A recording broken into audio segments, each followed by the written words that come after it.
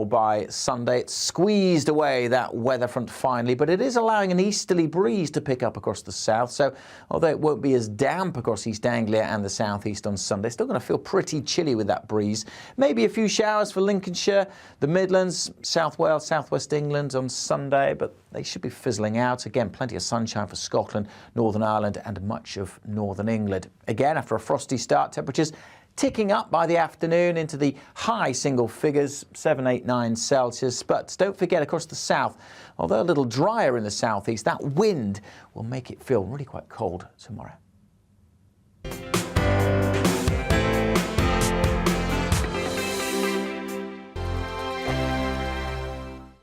GB News is the UK's home of discussion and debate from all perspectives. To stay up to date on the latest stories, make sure that you subscribe to the GB News channel right here on YouTube. You can watch us live 24/7 across the whole world. You can also check out exclusive content and catch up on previous episodes of your favourite shows. Every day, we ask the questions that you'd ask, so why not add your voice to the conversation in the comments section? Don't forget to subscribe. We are GB News, Britain's news channel. Every night at 11 on GB News, we bring you the next day's stories the day before. Basically like time travel. If it's a big story, we'll cover it, guaranteed. But we'll also have some fun along the way. Big opinions, big laughs. Sometimes big hair. This is Headliners, the paper review show that won't send you to sleep like the others will. 11 p.m, 7 nights a week. Join us.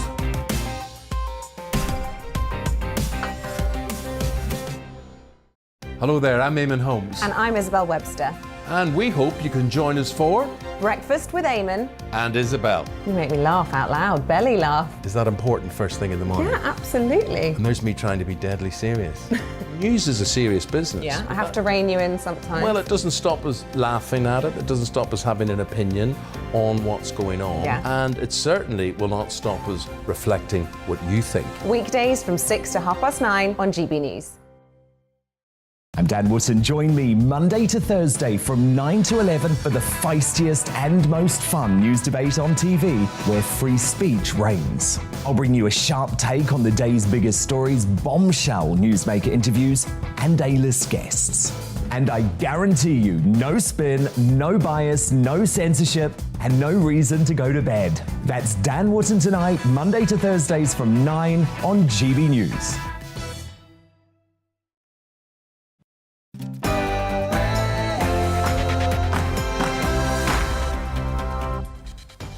Hello and welcome, I'm Alastair Stewart, and for the next 2 hours I'll be keeping you company on TV and radio with the stories that really matter across the country and indeed across the world.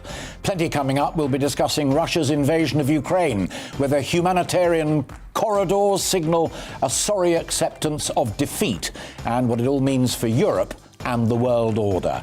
But first, let's bring you right up to date with all of the news. Here's Olivia Guthrie.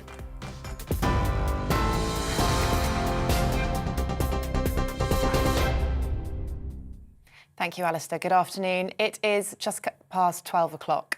Evacuation efforts in a Ukrainian city have been halted as Russia reportedly ignores an agreed temporary ceasefire. Authorities in Mariupol say fighting is taking place in the Zaporizhzhia region, which is where the humanitarian corridor ends.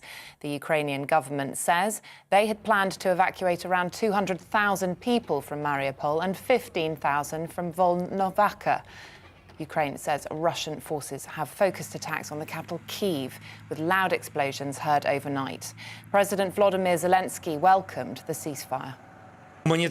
Humanitarian corridors will work today in Mariupol and Volnovakha to save people, especially women, children, elderly people, to provide those who will stay with food and medicine. Our aid is on the way.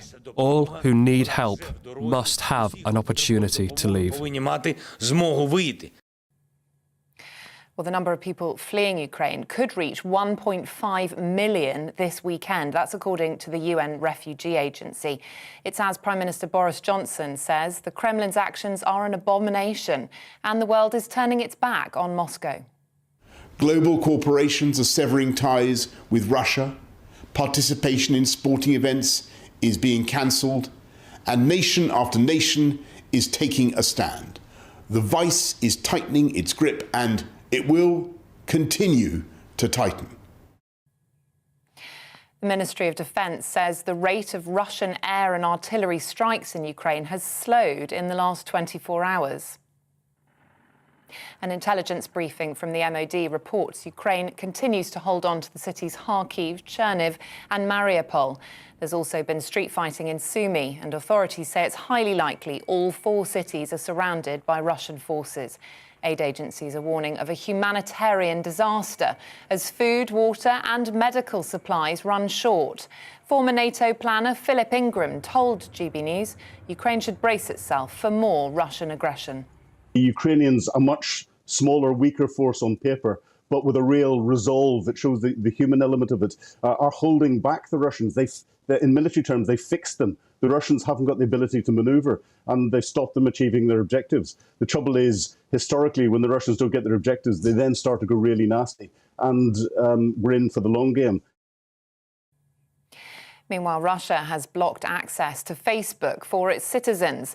The state regulator says the social media platform has been taken down for its discrimination against Russian media. Facebook Vice President of Global Affairs, Sir Nick Clegg, says Russians have been silenced from speaking out. A Formula One team has sacked its Russian driver following the country's invasion of Ukraine. Nikita Mazepin's contract has been terminated by the American-owned team Haas. It says he will not race in Formula One this season. The team also ended its deal with its Russian sponsor, Uralkali, owned by Mr. Mazepin's father. In other news, a 40-year-old man has appeared in court via video link on suspicion of stabbing his divorced parents to death. William Warrington is charged with the murder of 67-year-old Clive Warrington and 73-year-old Valerie. On Wednesday, Mr. Warrington was found dead in Cheltenham, and later that day, Mrs. Warrington's body was discovered in a village 15 miles away. The defendant was remanded into custody ahead of a hearing at Bristol Crown Court on March the 8th. Tributes are pouring in for the cricket star Shane Warne, who has died at the age of 52. Former England captain Nasser Hussain says he was outstanding and there will never be anyone like him again. The Australian leg spinner reportedly suffered a heart attack in Thailand. This is GB News. We'll bring you more news as it happens. Now it's back to Alistair.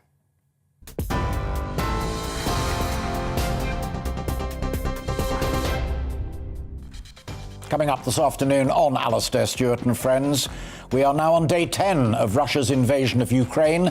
We'll bring you the latest news throughout the programme, bulletins from Olivia on the half hour and on the hour. We'll also be discussing the major talking points with an expert panel. With President Zelensky branding NATO weak for not implementing a no-fly zone, we speak to a former NATO commander on why the West is so hesitant to take that step. We'll cross to Odessa and Kharkiv in Ukraine and get the latest on the situation from people who are there on the ground. And as always, I want to hear from you. Email me at gbviews@gbnews.uk. We're also on Twitter and on Facebook. And don't forget to subscribe to our YouTube channel.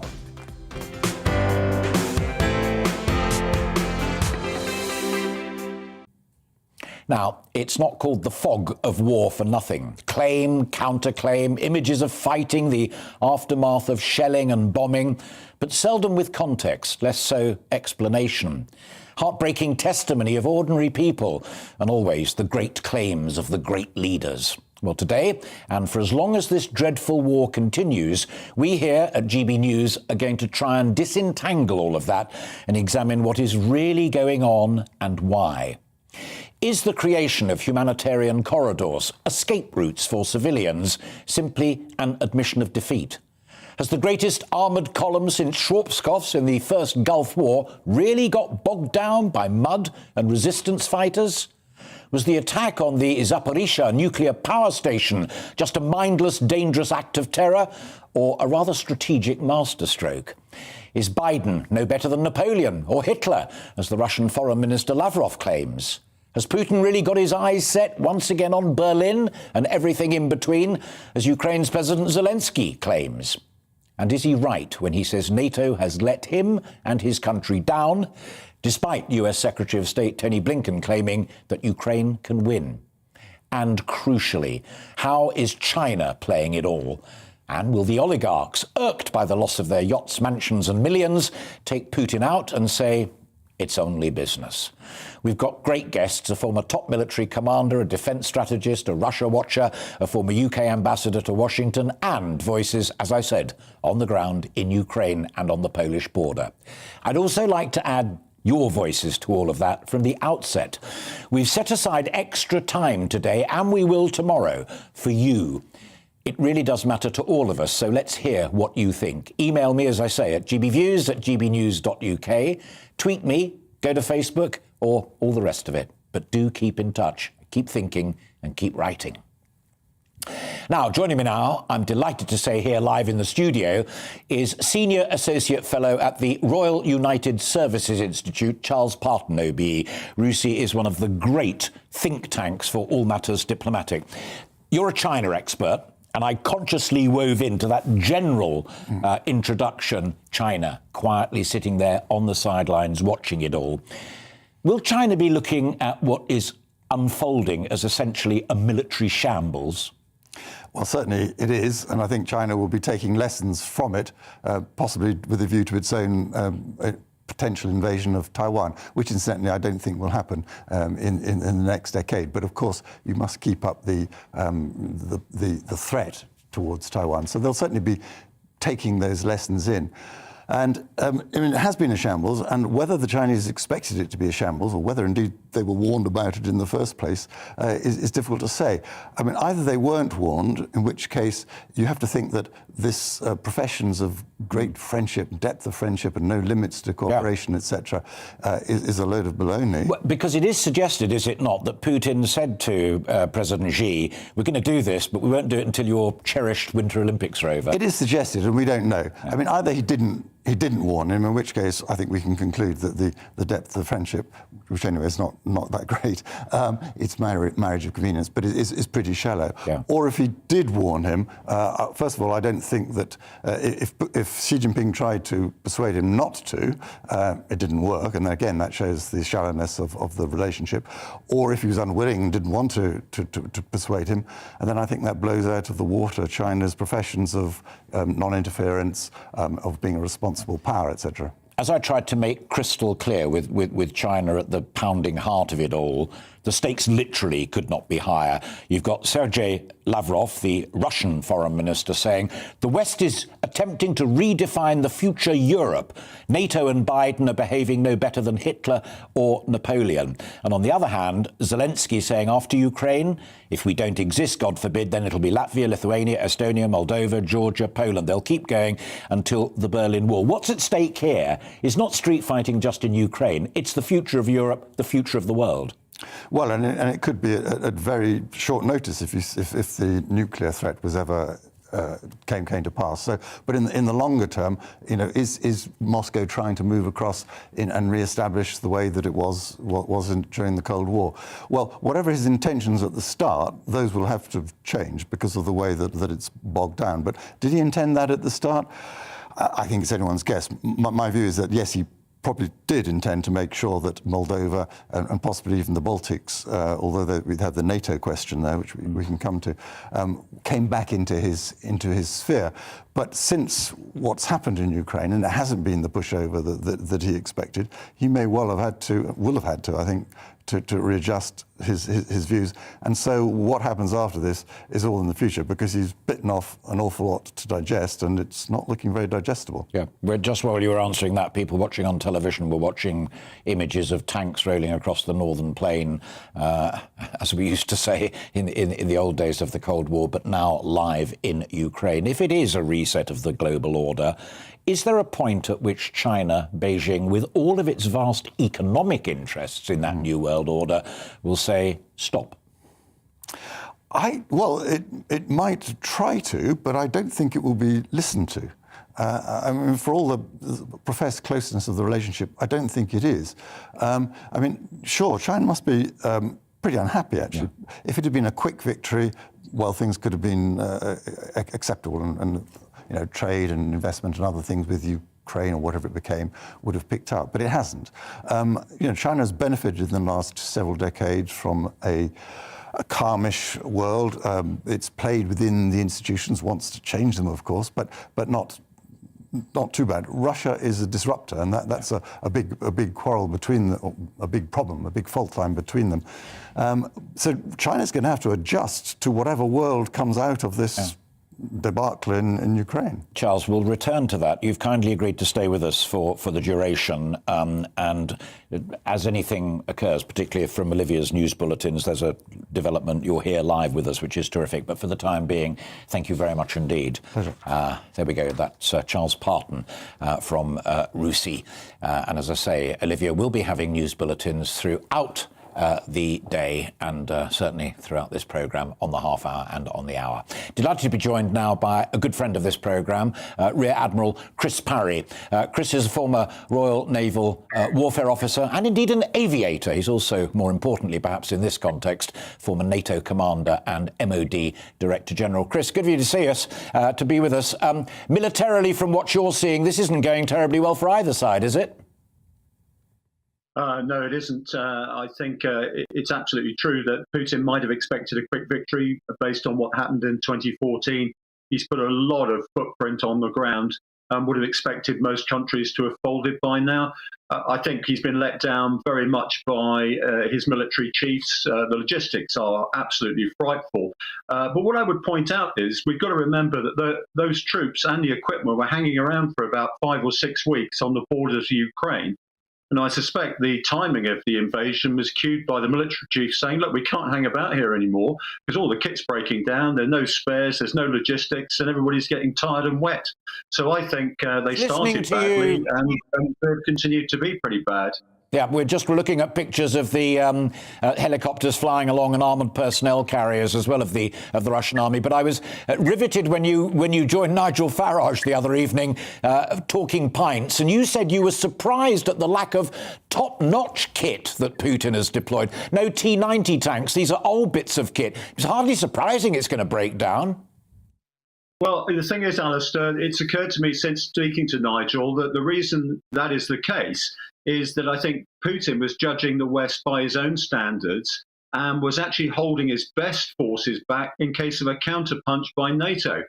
And if you look at the Air Force assets that he's got available, if you look at the T-90s and everything else, they're not in the fight. And so I think he got them in reserve in the Western Military District in case NATO tries something. One thing that NATO will not try, and that's clear from Boris Johnson across to Tony Blinken, the whole lot of them, and we were looking at Russian helicopters for folk listening on radio just before I came in to ask this question. We will not impose a no-fly zone for fear of the Third World War. Zelensky thinks that's a white flag. Yeah, well, I think there's a more sophisticated argument here. They should have actually been firmer earlier. It's very difficult to make that case now. But if you look at the west of Ukraine, particularly the bit to the west of Kiev and the Dnieper River, that's hardly been touched by the war at all compared to the northeast and the south. What they should do is say, look, this is a safe area. There are no military objectives here. It is a humanitarian safe zone. And frankly, if the Russians decide to go and bomb people there, then we probably need to take international action, not NATO action, to actually safeguard those humanitarian spaces. For heaven's sake, we did it to protect the Kurds in Iraq after the Gulf War. And I've got a question, Alistair. If Russia were to attack Finland or Sweden right now, I wonder if NATO would be quite so passive in relation to responding. I get the question, but just to share for folk at home, neither of them members of NATO, but both now showing over 50% of their people wanting to join NATO. Yeah, absolutely. So, and Putin is saying, well, that's a provocation. That's a gross interference in their foreign and defense policy, of course. But of course, the issue is that there is a difference between Ukraine, which is a former member of the USSR, and countries that have been free, albeit neutral over the years. But you have to ask yourself, what's the difference between Sweden and Finland and Ukraine when it comes to humanitarian issues and also to being attacked by Russia? The final point is Putin is the one who's mentioned the nuclear threat, and we've made it crystal clear that we want to avert that at all costs. But Zelensky's right, isn't he? That if Putin gets away with all of Ukraine or even a part of it, then it will be Moldova, a little bit of which is already loyal to Russia. It'll certainly be Georgia, which used to be there. It may be that you're right, that the Baltics, Sweden and Finland are the line that's drawn, but Putin's going to win this. Well, it depends whether it's a strategic or a tactical victory. I mean, he's struggling with a tactical victory at the moment. There is no doubt that if you look at the North European plain, that is the route into Europe. It always was. You mentioned it yourself earlier. We're both old enough to remember that. Okay, Ukraine sits right in the throat of Russia, though, in terms of access. If you look at Hitler's campaign in Barbarossa, it went through Ukraine. Remember, if Ukraine joins NATO, it puts NATO forces within 300 kilometers of Volgograd. Well, Volgograd used to be called Stalingrad. And so that's pretty totemic to the Russians. So this is a key strategic part of the world. My instinct, Alistair, is that what Putin wants to do is probably annex the whole southern third of Ukraine, where it obviously touches the Black Sea coastline. He wants to cut Ukraine off from the Black Sea. I also get the impression he wants to neutralize or annex the whole of Ukraine to the east of the Dnieper River as well, which is why Kharkiv is so important at the moment. If you leave the west and northwest of Ukraine and by implication a highly threatened Kiev to itself, then it's totally neutralized and pushed back away from the Russian border. I mean, as far as Moldova is concerned, I'm afraid the plan to invade Moldova was given away by the president of Belarus when he was explaining to journalists about the campaign. There was an attack line very clearly from Crimea and from the south that was going into Moldova. So Moldova is on Putin's shopping list. There's no doubt about that. Chris, always a pleasure to talk to you. Thank you very much indeed for that informed and balanced view. Keep in touch and we'll talk to you again very soon, I hope. Thank you.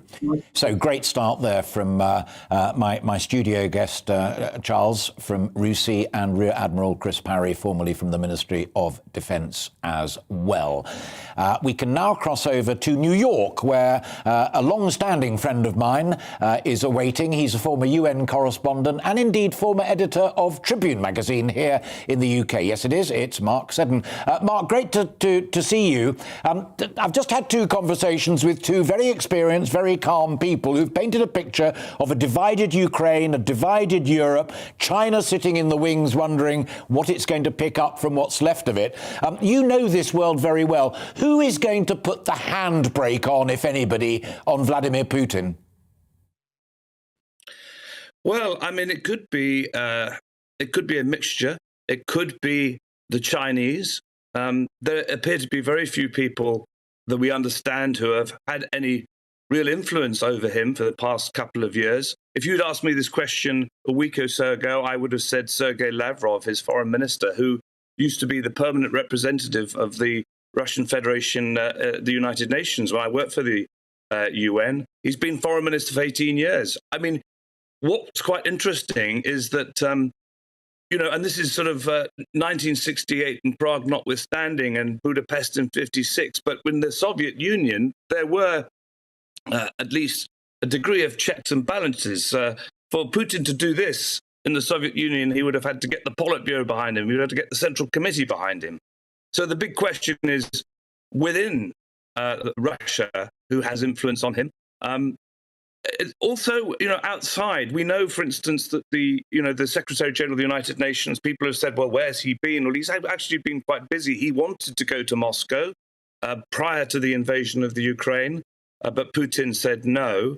I mean, I have to say that, you know, Russia will be conscious of the fact, and a lot of the Russian government and military will be conscious of the fact that the country is intensely isolated. That vote in the General Assembly here the other day, 145 to 5 with 5 against and 30-odd abstentions, makes Russia as isolated as ever been.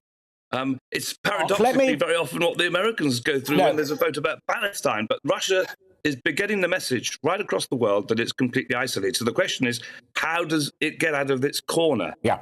Because a caged, cornered bear is, as we're seeing, very dangerous. It's from New York to London, long old way. But I apologise. Crucial point. You talked about the Politburo being the power brokers in the past. When Gorbachev went too far, it was the generals who tried to get him out. Russia is now basically a rogue state, mafia-esque in so many ways. Might it not just be the oligarchs who say, hang on a minute, all of our luxury yachts have gone, our beautiful places in Knightsbridge and New York and around the world. Enough's enough. Someone's got to get rid of Putin. I read in the papers that somebody's put $1 million on his head. An oligarch. Well, I mean, again, I suspect that some of this is slightly exaggerated. Putin, some time ago, said to the oligarchs, you get on with making your money, but you don't interfere with politics and what's happening in Russia. Of course, the situation as we know it now is very different. But are their power, what are they going to mobilize? Armies, oligarchs? Are these great popular figures? I don't know. I mean, it's very difficult. Who knows? Because the trouble is, if you can hear me. Yeah, can still hear you loud and clear. Sorry, Alistair. No, it's good. You carry on. We're getting so much. Yes, we're getting so much conjecture and guesswork. What we can actually see on the ground is an invasion of Ukraine, which doesn't seem to be going very well. It's very difficult to know what the end plan is. I mean, paradoxically, at the outset, before Putin invaded, many people actually thought that he was in quite a strong position, and there was actually some understanding of Russian grievances about NATO expansion and pushing up. Your previous guest was talking about Ukraine as a member of NATO with Volgograd 300 miles away or whatever. I mean, there was an understanding of that. But once he moved into Ukraine, without, it appears, an end game, and all military people would say you have to have an end game, a plan, that's where his weakness is. So you actually wonder, how powerful Russia really is, but also how dangerous it can be if this president is cornered and everybody's casting around as what's to be done. Can there be regime change? I mean, fundamentally, that has to be down to the Russian people, of course. Yeah, indeed. I think it'd be very dangerous. So this makes a paranoid man even more paranoid. Mark Seddon, great to see you, and thank you very much indeed for joining us pretty early there in New York, and the signal was fine. We heard it all. You keep in touch. Love to talk to you again soon, Mark. Thank you very much indeed. All the very best. And to you, sir. That's Mark Seddon, the former UN correspondent for Al Jazeera English TV, and way back when, the editor of Tribune. It's just coming up to 25 minutes past 12. You're watching and listening to Alastair Stewart and Friends. After the break, we'll be analysing the views which you at home have been sending in on the invasion of Ukraine. But first, let's bring you up to date with the weather. Looking ahead to this afternoon, and the UK is looking mostly fine and settled away from the southeast, where a weather front will give patchy rain. Let's take a look at those details. An isolated light shower cannot entirely be ruled out in the southwest, but most places will have a dry afternoon here with bright or sunny shells. Feeling chilly, throw in the northerly breeze. It will be a different story across southeast England, as here there'll be a lot of cloud, giving the occasional light rain or drizzle.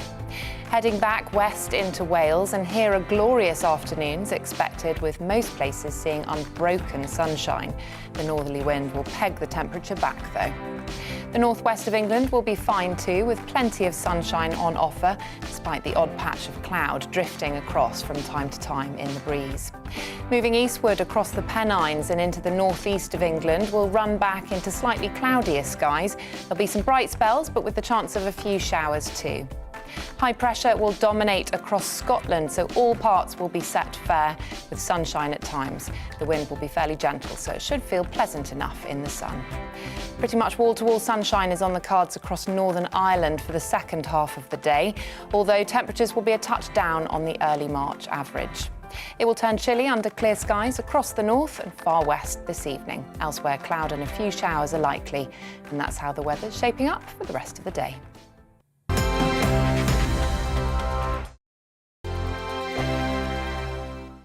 GB News is the UK's home of discussion and debate from all perspectives. To stay up to date on the latest stories, make sure that you subscribe to the GB News channel right here on YouTube. You can watch us live 24/7 across the whole world. You can also check out exclusive content and catch up on previous episodes of your favourite shows. Every day, we ask the questions that you'd ask, so why not add your voice to the conversation in the comments section? Don't forget to subscribe. We are GB News, Britain's news channel. Every night at 11 on GB News, we bring you the next day's stories the day before. Basically like time travel. If it's a big story, we'll cover it, guaranteed. But we'll also have some fun along the way. Big opinions, big laughs. Sometimes big hair. This is Headliners, the paper review show that won't send you to sleep like the others will. 11 p.m, 7 nights a week. Join us.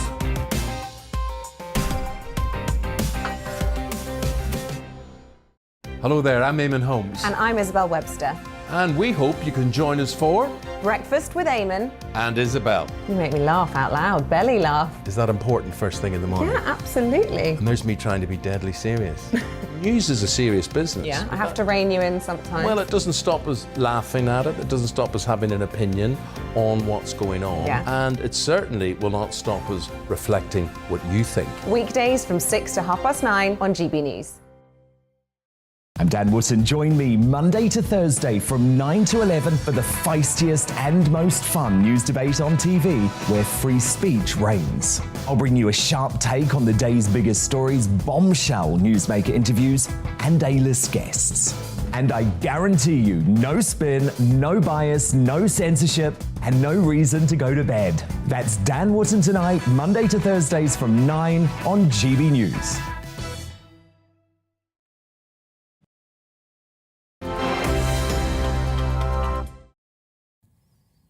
Welcome back. It's inching towards 12:30 and you're watching and listening to Alastair Stewart and friends on GB News. We've been talking about the ongoing situation in Ukraine with my friends Charles Parton here in the studio, Mark Seddon in New York and Admiral Chris Parry in Wales. I also said I wanted to hear from you. You're on fire. Let's start with Pam. It's time we heard both sides of the argument instead of the one-sided narrative we're getting from politicians and the media. NATO must share some of the blame for encroaching on Russian boards, breaking its agreement not to. And Putin did not want Ukraine joining NATO. Well, Pam, that's a good point, but Putin also promised to respect Ukraine when it gave up its nuclear weapons. Don't forget that one as well. Martin, why are we buying any oil or gas from anyone when we have it in abundance in our UK-owned North Sea oil fields? Why are we so reluctant to help Ukraine? If we can war with Iraq for oil, then surely we can sort Putin out for real lives. Powerful there from Martin. Sean joins the conversation. 1 minute we're told that Putin is failing, many casualties and equipment losses, troops surrendering. On the other hand, he's going to invade Moldova, Lithuania, Estonia, Poland, etc. It doesn't make sense. The media should put an emphasis on peace. Every day, Ukrainians will lose lives and homes. The longer it continues, the more will be lost. It's a no-win situation. When going deep into the consequences, Sean says, we might face, most people I talk with agree, Ukraine should go all out for a negotiated peace, encouraged by the West. And finally, Anya, not so much what I think, more what I see. Putin says Russia did not bomb the nuclear plant. Kind of like Johnson denying parties in Downing Street, two of the most vile and disturbed creatures on our planet. We're open to all arguments here. Oh, hang on, I've just been told that I've got another one, but Anya, you're entitled to that view. It's not shared by everybody, but I have given it airtime. Finally, from Paul, what if Ukraine gave dual nationality to the whole world? Then we could go and protect their country. I'm not sure that that's a runner or a rider. As I said, Chris is still with me, and Charles is here in the studio. We're trying to link up again with Mark Seddon, because he said something that caught your attention in our earlier conversation, and that is the degree to which Putin could be pushed out internally, be it the oligarchs or be it the generals. Yes, I think Mark Seddon raised a good point here, because there's been quite a lot of positive spin on that in the commentariat, saying that this could be the beginning of the end for Putin. And I'm not quite sure that I'm quite so sanguine about that. I think we shouldn't underestimate the power of the modern autocrat dictator to control both the propaganda and actually to repress what its own citizens do. So I think my colleague Alex Phillips did a brilliant programme yesterday on From Vlad to Bad, and she underlined the potency. I mean, he really learnt those propaganda lessons going way back to the old Soviet Union, whether it's riding horses or swimming like Mao Zedong. He knows how to play the media. He does, but he also knows how to arrest people, and sure, there have been an awful lot of ordinary Russians who've forced the BBC out and banned Facebook. And he's closing down the channel. So if he is forced out, then I suspect it's more likely to be as a result of the military being dissatisfied and turning against him. How likely that is, of course, is another matter. Can I bring Chris Parry in? Admiral Chris, good of you to join us there again. Mark Seddon raised the point about him being pushed out. I've just talked to Charles a wee bit about it. You're shaking your head. Seddon particularly said if anybody's going to do it, it might be the generals. No, I think I think people watch the film The Death of Stalin and think that that's going to be a repeat today, like Zhukov overcoming Beria. Very good film, very perceptive about the way the top of autocracies work. Look, the only people who are going to overthrow Putin are the close circle he has around him, the circle of, they're called the Siloviki, the ex-KGB FSU types. There's about half a dozen of them. And they're the ones that will decide Putin's fate. Right now, they're all in it together. They all should be indicted as war criminals. So, like all good people, they want to hang together rather than hang separately. I would look back at history, Alistair, and say, how many dictators do you know have been pushed out by their own people without the pressure of foreign invasion or attack? Look at Gaddafi. Look at Hitler. You know, it took a foreign invasion to get rid of them. There are very few dictators in history whose own people have risen up and got rid of them. It's very difficult. And the whole structure in Russia, both cultural and social, is quite important. I was going to be the defense attaché in Moscow in 1998. And when I did my research, I said, you know, what sort of people do you want running the government? And the people there said to me, we'd like a nice Stalin. And that's what they got in Putin. They got a nice Stalin as far as the Russian people are concerned. And the other thing that gives me a bit of a problem about this overthrowing Putin thing is the war in Ukraine is pretty popular amongst anybody over the age of 30 in Russia. I know that the press is repressed. I know that opinion is put down, but there's a lot of enthusiasm for these nationalistic adventures that make Russia look like a great power again.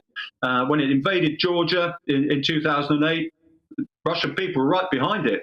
And all the hacking that went on was from patriotic volunteers, not really by the state.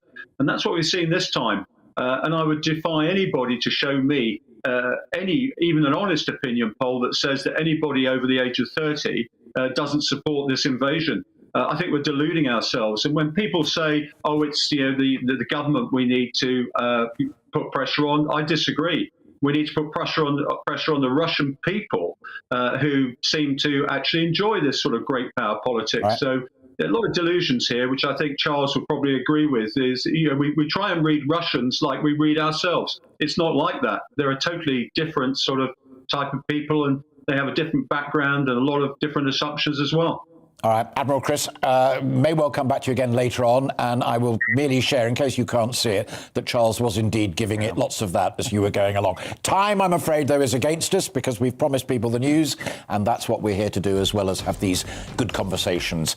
You're watching and listening to Alastair Stewart and Friends, and thank you very much indeed for so doing. We've plenty more still to come this afternoon, including we'll be continuing this conversation and we'll be going live to Ukraine. But let's, first of all, at 25 minutes to 1, bring you right up to date with the news. Here once again is Olivia Guthrie.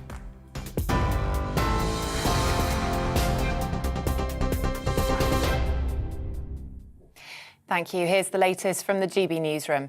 Evacuation efforts in a Ukrainian city have been halted as Russia reportedly ignores an agreed temporary ceasefire. Authorities in Mariupol say fighting is taking place in the Zaporizhzhia region, which is where the humanitarian corridor ends. Speaking earlier, Russian Foreign Minister Sergei Lavrov said the angry statements of President Zelensky were not encouraging talks to end hostilities in Ukraine. The UK Foreign Office has advised British nationals in Russia whose presence is not essential essential to consider leaving the country.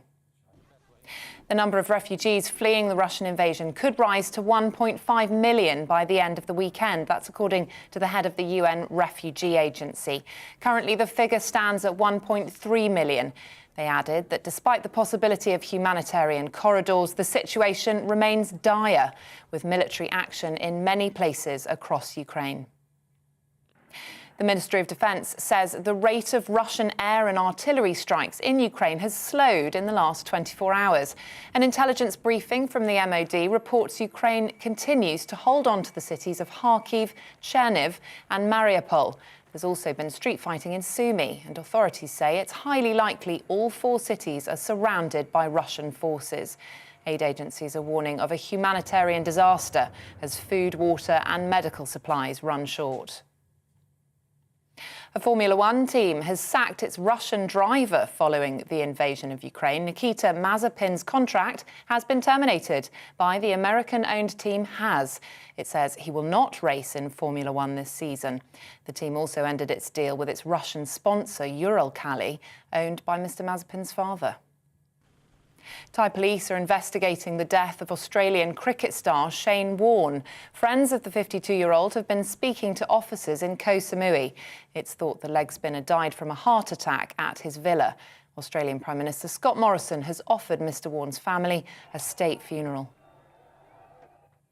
TV, online and DAB+ radio, this is GB News. Now it's back to Alastair Stewart.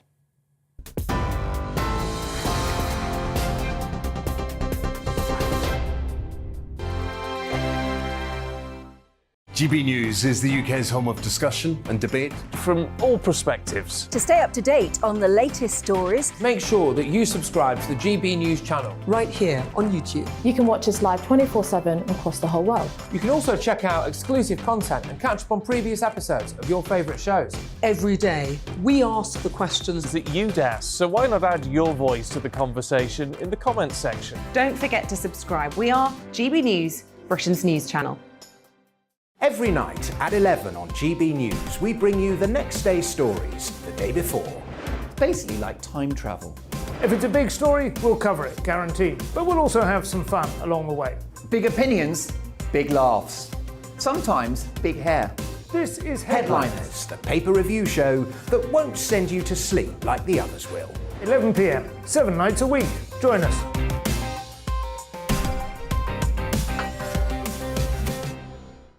Hello there, I'm Eamon Holmes. And I'm Isabel Webster. And we hope you can join us for Breakfast with Eamon. And Isabel. You make me laugh out loud, belly laugh. Is that important first thing in the morning? Yeah, absolutely. And there's me trying to be deadly serious. News is a serious business. Yeah, I have to rein you in sometimes. Well, it doesn't stop us laughing at it. It doesn't stop us having an opinion on what's going on. Yeah. And it certainly will not stop us reflecting what you think. Weekdays from 6 to 9:30 on GB News. I'm Dan Wootton. Join me Monday to Thursday from 9 to 11 for the feistiest and most fun news debate on TV, where free speech reigns. I'll bring you a sharp take on the day's biggest stories, bombshell newsmaker interviews, and A-list guests. And I guarantee you, no spin, no bias, no censorship, and no reason to go to bed. That's Dan Wootton Tonight, Monday to Thursdays from 9 on GB News.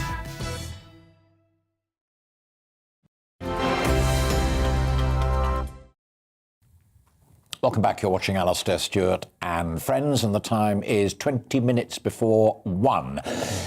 We're here on GB News TV and radio discussing the Russian invasion of Ukraine. It's arguably united the West in a manner which has not been seen for decades. UK intelligence services have been warning since late October that Russia was planning this action, whilst the UK, alongside America, were pretty quick to react to Russia's actions with sanctions against the Kremlin and lethal aid being sent to Ukraine. Well, joining me now from the heart of the story, I'm delighted to say, in Odessa, Ukraine, is Hannah Sheles. Now, Hannah is the Director of Security Programs at the Ukrainian think tank Ukrainian Prism. So not unlike my very good friend here, Charles, from RUSI. Hannah, really good of you to find time for us in what is a very tricky situation. What exactly is that in Odessa looking like right now? Thank you for the invitation. Odessa definitely looks safer than the north of the country. It's nothing to compare with Kharkiv or Kiev as for now. And we are much safer than other south cities like Kherson and Mykolaiv, where the fighting already started. However, you need to understand that Odessa, first of all, is under the maritime blockade. The Russian ships are at the anchorage out of the territorial waters. We also have occasional attempts of the airstrikes at the suburbs. So luckily not in the downtown as for now, but in the villages nearby and near the bridges that connect Odessa city with the southern parts of Odessa region. But also, unfortunately, there are plenty of saboteurs. How absolutely fascinating, but to just take you back to that point you were making there, we've all seen here the extraordinary pictures in the newspapers and on television of that small flotilla, literally just off your coastline, poised to, I mean, what is that like, waking up of a morning, drawing the curtains back and seeing 14 Russian warships parked on your backyard? First of all, the problem with those ships that you don't know where they go. From their current position, they can attack both Odessa, Mykolaiv, and Izmail. So from 20 miles zone, it's quite a significant area that they can control. At the same time, around 3 hours ago, we received information that some of them left back to Sevastopol, so back to Crimea. Is it good or bad news? We don't know as for now, because some of the military experts in Ukraine expected that maybe this concentration of forces, it was an attempt to distract attention of the armed forces of Ukraine from other directions. Because yesterday we saw, for example, cases then the breach that connected Odessa region with Transnistria, another separatist region at the territory of Moldova, being blown up. So unfortunately, all these maneuvers, they're very suspicious, but they still don't give us sufficient information to predict the further Russian actions. Absolutely fascinating. We were talking in our conversations earlier on about Moldova, and thank you for underlining and confirming that point, that there is a sliver of Moldova that, rather like your eastern Ukraine, Donbass and what have you, it is already been won over by the Kremlin, as it were. Let me ask you, because you're an expert in this field, and I've read some of the stuff that you've produced for Prism. Sergei Lavrov says that Biden and NATO are redrawing Europe like Hitler or Napoleon. You recently seemed to agree with that and feared that there was no place for Ukraine in the new European order.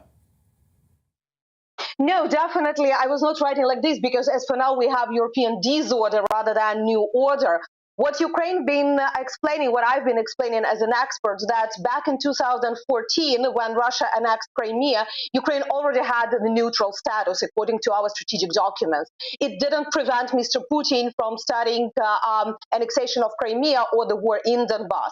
That's why, as for now, definitely Ukraine is not considering any actions about neutrality, but also that is one of the best explanations that the NATO was not trying to provoke the Russian Federation as Ukraine being neutral. And even try to imagine the territory of Ukraine, the biggest by territory in Europe. So it doesn't matter if Ukraine is member of NATO, NATO is bordering Russia. If Russia is occupying Ukraine, Russia is bordering NATO. So it doesn't matter in this way, and just the ambitions of the Russian Federation, they look more for the restoration of the Soviet Union rather than talks about the real NATO aggression. Not even speaking that back in 2013, with an expert being laughing from our own government, saying that Russia had 10 times more joint actions and cooperation with NATO than Ukraine that said that we would like to be members of NATO. So that's definitely been quite a very successful myths created by the Russian propaganda about any type of the NATO actions. I will tell you even more. In 2014, I've been working at the NATO Defense College in Rome. And when the Crimean annexation started, I realized that all those officers that been there at that time, they even didn't know geography of the Black Sea. They were perfect in geography of Iraq and Afghanistan. But what is Ukraine? What is Crimea? What is the Black Sea? It was like a terra incognita for them. That's clearly demonstrated that NATO didn't have any interest at that time in forcible actions of the Russian Federation in the Black Sea, not speaking about any type of the threat against Russia. Final point, Hannah, and I didn't interrupt because that was such a crisp, authoritative analysis, but here's my nightmare. My nightmare is that somewhere from Joe Biden saying incursions all those weeks ago to where we are right now, Putin gets Ukraine and NATO reinforces Estonia, Latvia, Lithuania and all of those other borders. You're done for. We definitely considered these scenarios, and I would tell you even more, we considered them earlier than this aggression in one of the scenarios for the year. Some of the experts even said that Ukrainian nightmare is not that Ukraine would surrender to Russia, but that our Western partners would make us surrender to Russia. However, now we see that it looks that most of the countries in the world, and the UN General Assembly voting really proved this, countries realize that surrender to Russia will not stop Russia. That's why now we just need to understand what actions NATO member states can do in addition to what they're already doing. Because let's be honest, what is done is not enough. 50 tons of fuel is not enough. Some of the weapons that we received is definitely not enough. But I would like to thank the British government. Really, those NLO that we received, they're extremely helpful and already proved their efficiency on the ground. But still, Ukrainian biggest problem is air defense. And here we see the reluctance of many NATO member states to assist Ukraine, either with a no-fly zone or at least with delivering all MiG and Su aircraft that they have and that Ukraine can use for protection of the sky. Hannah Shellist, from all of us to you and all of your friends, try and stay safe, and thank you very much indeed for giving such an utterly brilliant explanation of what's going on and what's going through your mind. And I wish you well, and do please stay in touch with us. Thank you so much for your time this afternoon. A truly remarkable woman, Hannah Shellist, and she does write for Prism Ukrainia, and it's available on websites at the moment. Read her stuff. It's truly brilliant. And Charles, sitting in the studio, I think shared that reaction. I mean, yes. How remarkable. She's sitting there, soldiers to the north, Russian warships to the south, in Odessa, a key target, and she can still give that crisp, authoritative analysis. NATO's let them down. Yes, I think, as she was speaking, if I was in that position, I don't think I'd be nearly so calm and analytical as she's been. I mean, there was an interesting thought that came into my head, or at least I find it very interesting, aligning what she said with what Admiral Chris Parry said, that one might suspect a possible outcome of all this would be, indeed, the west of Ukraine sort of being a neutral zone, and then Russia controlling the east, and crucially that sea coast down at the bottom, which of course gives Russia really the victory, because once it controls all the port access and the export access, Ukraine would have but one of the key reasons the West went into Iraq was because Kuwait was the ticking point, and that was the port access. Yeah, and so, you know, I wouldn't like to see that as a compromised position. I think that the EU, the UK, America, and everyone has got to push it right back, because that would be, in effect, a victory for Putin. And finally, quick one, though, and I didn't interrupt her because we've made it clear what we think about it already, and she was saying there at the very end, please, a no-fly zone. I mean, that is not going to happen still, with definite. Again, I'm not a military man, but if you have a no-fly zone, you've got to take out command and control stuff, which means you've got to attack on the ground, which is, in effect... Russian command and control. That is Russian, and that is NATO attacking Russia. That is war. All right, Charles, for the time being, I think I'm so glad you did stay, and I'm glad you listened to what that remarkable young woman had to say. And Charles is going to continue kindly doing that to listen to other guests, and we have another right now for you. We can cross over to Dnipro, and joining us from there is Maria Avdiva. She's research director at the European Expert Association and has also resumed the role of journalist covering the situation on the ground. Great to see you, and thank you very much indeed. I mean, we've read dreadful stuff in the newspapers this morning about the situation in Kharkiv. Can you confirm that it's a goner? Yes, it is. I'm actually, Kharkiv is my home city, and I left Kharkiv yesterday late in the evening because I hadn't had any electricity in my apartment for the last day, and then it was evident that there will be no electricity and means no heating for the days to come.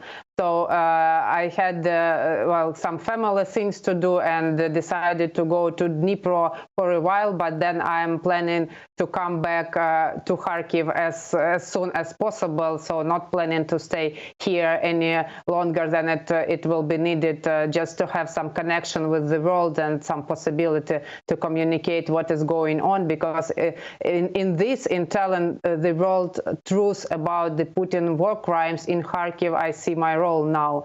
So Kharkiv is under heavy bombardments and they do not stop. It's already like a systematic terrorizing the city. They start in the morning and then go all over through day, and the most threatening bombardments happen during the night when the city is all dark, and then citizens only can hear the sounds of the fighter jets that are dropping bombs on residential areas in Kharkiv. And today we had another threatening reports about the villages and areas in Kharkiv bombarded by Russian airplanes, which were just residential areas, and never any military objects were situated there. And also the Kharkiv is running out of food supplies, and that is also putting the big city, 1.5 million city, on the verge of humanitarian crisis. And people also have no possibility to live peacefully because there is no green corridor at the moment. The only possibility to leave the city right now is by the railroad and emergency trains. And of course, there is not enough place for everyone there. And the railroad officials said today that they confirmed they evacuated about 1 million people generally for the whole period of Russian war. I don't know what number it will be for Kharkiv, but then I have seen thousands of people at the railway station yesterday trying desperately to get out of the city. Hannah Shelest, who I suspect that you know from Ukrainian prison, I put it to her that in my view, I'm trying to be objective about this, but it looks to me as if NATO have in effect abandoned you. They're prepared to arm the resistance, but they're not prepared to impose a no-fly zone, arguably for very good reasons like avoiding the Third World War. But you're on your own. We just saw a map showing you are up there in the northeast. Hannah was down there in the southeast. It's brutal wherever you look. The folk watching on television now are seeing that, Maria, on our screens. And for those listening on radio, Kharkiv is that bit there right up at the top of your screen. And Odessa is down there around about Kherson and Mariupol. Do you feel abandoned by NATO, by people who pledged your support? It was great, actually, to see Ghana. Yes, we are good friends, and it's good to stay connected here as well. No, I do not feel abandoned, and neither do people in Kharkiv to whom I speak, and especially military and territorial defense, who are doing an amazing job. What they need now, they need full support. If it's not possible to make a no-fly zone above Ukraine, there are still possibilities of how NATO can help Ukraine. It can be made, for example, on one-on-one relations between the states, and also the other possible scenario has been described by Andreas Umland, and it is now discussed here in Ukraine. So he says that, for example, NATO can supply Ukraine fighter jets, which are not longer used by the NATO countries, and then veterans, which President Zelensky welcomes in Ukraine, military veterans from other countries could come, and they could be members of the Ukrainian territorial defense units and military, and then use these fighter jets and actually they participate in protecting Ukrainian sky, because that is what we need right now. Because on the ground, Ukrainian military is doing an amazing job by combating Russian troops. And today we have information that in Kharkiv there is attack operation being done by Ukrainian forces, so they are counter-attacking, trying to push Russian troops further from the city.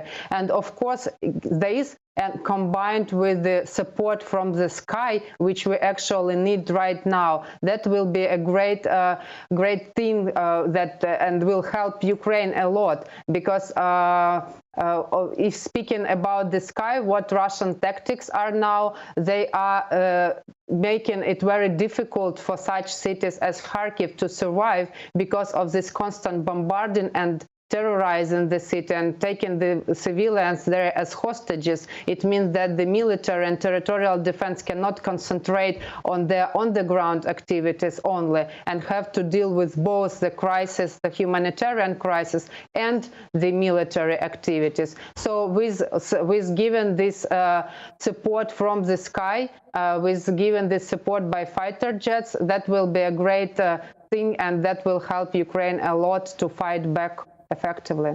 Maria, we shall watch that space. I think I completely understand your analysis. I think it remains contentious on the NATO agenda, but we will see. Time being, most importantly, take care of yourself and your friends and colleagues. Thank you for finding time in the midst of this outrage to talk to us and explain to GB News viewers and listeners what it's like to be there. So grateful, Maria. Avdiva, thank you very much indeed. Maria is a journalist there in the northeast of Ukraine, invaded by Russian paratroopers in the last 24 hours, surrounded, but a little more optimistic perhaps than my other guest, Hannah Shellest, who's down in the south, in Odessa, with Russian warships sailing along off the coast of her great city. Live from Ukraine, two utterly brilliant women giving their take on what's going on within their country. You're watching and listening to Alastair Stewart and Friends. We've lots more to come on the programme this afternoon, including this week's Good Causes segment. And yes, it's a little bit about Ukraine as well. I'll be talking to a Staffordshire couple who are raising funds for Ukraine via social media. But first, let's bring you up to date with the weather. Looking ahead to this afternoon, and the UK is looking mostly fine and settled away from the southeast, where a weather front will give patchy rain. Let's take a look at those details.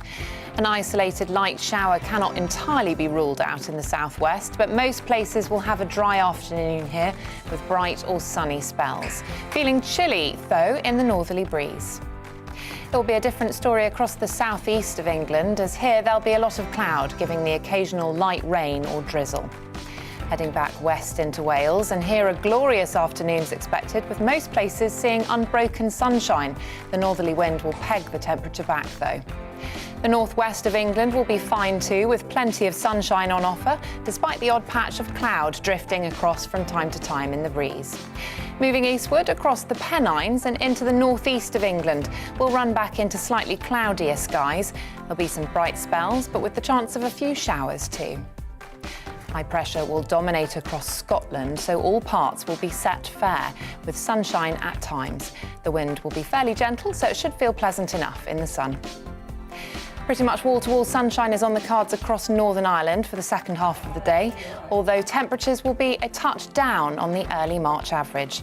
It will turn chilly under clear skies across the north and far west this evening. Elsewhere, cloud and a few showers are likely. That's how the weather's shaping up for the rest of the day.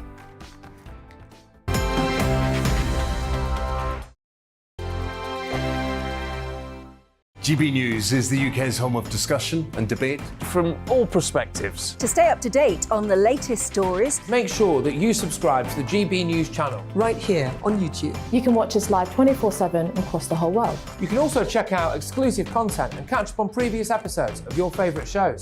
Every day, we ask the questions that you'd ask, so why not add your voice to the conversation in the comments section? Don't forget to subscribe. We are GB News, Britain's news channel.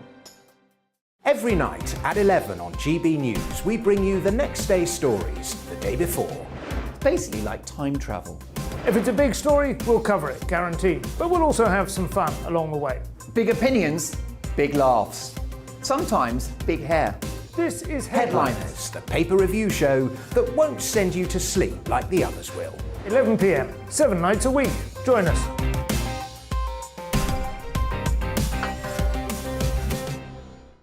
Hello there, I'm Eamon Holmes. And I'm Isabel Webster.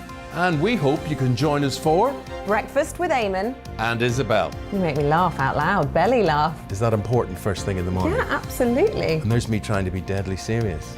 News is a serious business. Yeah, I have to rein you in sometimes. Well, it doesn't stop us laughing at it. It doesn't stop us having an opinion on what's going on. Yeah. And it certainly will not stop us reflecting what you think. Weekdays from 6 to 9:30 on GB News. I'm Dan Wootton. Join me Monday to Thursday from 9 to 11 for the feistiest and most fun news debate on TV, where free speech reigns. I'll bring you a sharp take on the day's biggest stories, bombshell newsmaker interviews, and A-list guests. And I guarantee you, no spin, no bias, no censorship, and no reason to go to bed. That's Dan Wootton Tonight, Monday to Thursdays from 9 on GB News.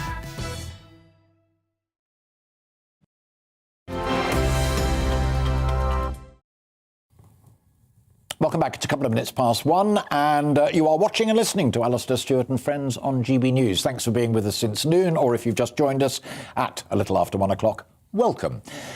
It's now time for this week's Good Cause. A Stafford couple have urged residents to donate items to a newly launched Ukraine relief initiative on Facebook that saw 1,000 members join in just 3 days.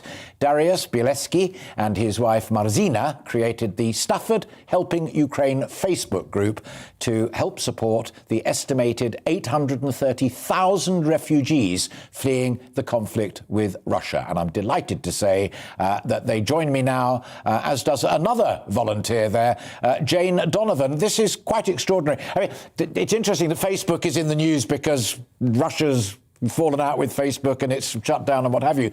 But you're using the power of social media to bring people together. Tell me how you did it. Well, started from like a little feeling I need to do something because we are from Poland. Obviously, living here, we still have our families in Poland, and I just search that is it anything going on in Stafford and Stafford area, about any donations, any help, and I couldn't find anything. So I thought, I need to do something. I can't just sit and do nothing when the war is next door. So I posted little information on my Facebook wall saying I would like to do this. Can anybody join? But first of all, I asked my husband, are you fancy to go for a family trip to London to collect some items, for first aid? And that's how this all started. Yeah, Darius, let me bring you in there because your brother is in Poland right now. Have you spoken about the number of people seeking refuge there? Because the figures are staggering. Oh, yes. I mean, we all know now Poland is taking about 70% of the refugees to Poland already. And the numbers are going up. Like, I think I cannot remember on the top of my head, but I think it's about 500,000 refugees going to Poland. This is incredible. Nothing never happened like this in the history. This is, makes me feel very emotional because Poland and all the countries, they're doing the best to help Ukraine, and this is all about. Yeah. Jane, great of you to join us as well. Tell us, I'm going to get down to the kind of the nitty-gritty of it. How does it work and what items particularly are you looking for? So we've sent off a lorry of aid that's on its way now, of all sorts of things that were requested at the time. I think the problem is it's changing daily, really, what the biggest needs are. So we're going to take some time this week to liaise with the right agencies and make sure we're sending appropriate stuff. But it's looking like clothing and bedding is fine over there now, but first aid items and medical equipment and ongoing, I think, toiletries and kind of the basic kit of things people need as they arrive is what's going to be most needed over the coming weeks. Yeah. Well, I think it's an absolutely brilliant plan. And I want to finish off with Marzena there in the middle, because you will know from having looked at the newspapers and listening to television and radio that the DEC appeal has raised over £50 million in 24 hours. So you're up against it. You're up against it in terms of the competition. What's the ambition? What's the target? Well, as much as we could, we do everything for the goods. We trying to help people, and looks like we inspire so many people involved. And I would like to thank you, every single one involved, because there's lots of thousands of people we even don't know who actually helping us. Behind the just scenes. A small chain. We just like we are like a little chain. Yeah. Just one final thing that strikes me, and it was something that Darius said a moment ago about the good people of Ukraine and the good people of Poland coming together, and then there's Jane there, a Brit, I'm assuming, Jane. There's something, I'm going to get all emotional now, but something rather special about when you've got nations in conflict, ordinary people can still say, no, we're going to rise above that, we're going to do the right thing. 3 nodding heads, I love it. Go on, Jane, tell me what it means to you. So I've done work before with Afghan refugees and Syrian refugees as well, and actually it's about humanity, isn't it? And giving people dignity. There's no competition here. We're all working for the same cause and coming together to help people who just desperately need help at the moment. You're great. Darius, Mazena, Jane, all of you, good luck. And Darius, very, very quickly, give us the address on Facebook. Stafford Helping Ukraine. You can help us. You can find us on the page. We'll be updating, because I'm sure this isn't going to finish like this. We will be helping.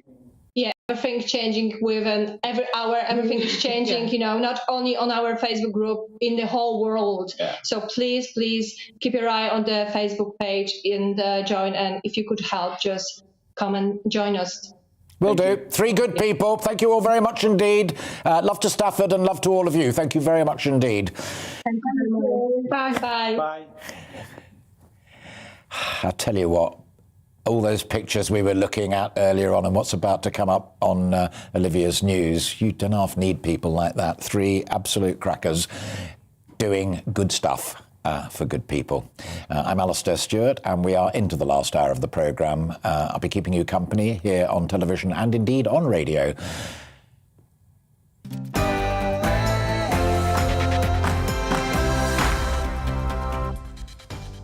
And it's 8 minutes past 1. We've lots more coming up in what remains of this final hour, including the very latest on the situation in Ukraine. But first of all, let's bring you right up to date with the full news agenda, including lots that's going on in Ukraine, but also elsewhere. Here's Olivia Guthrie.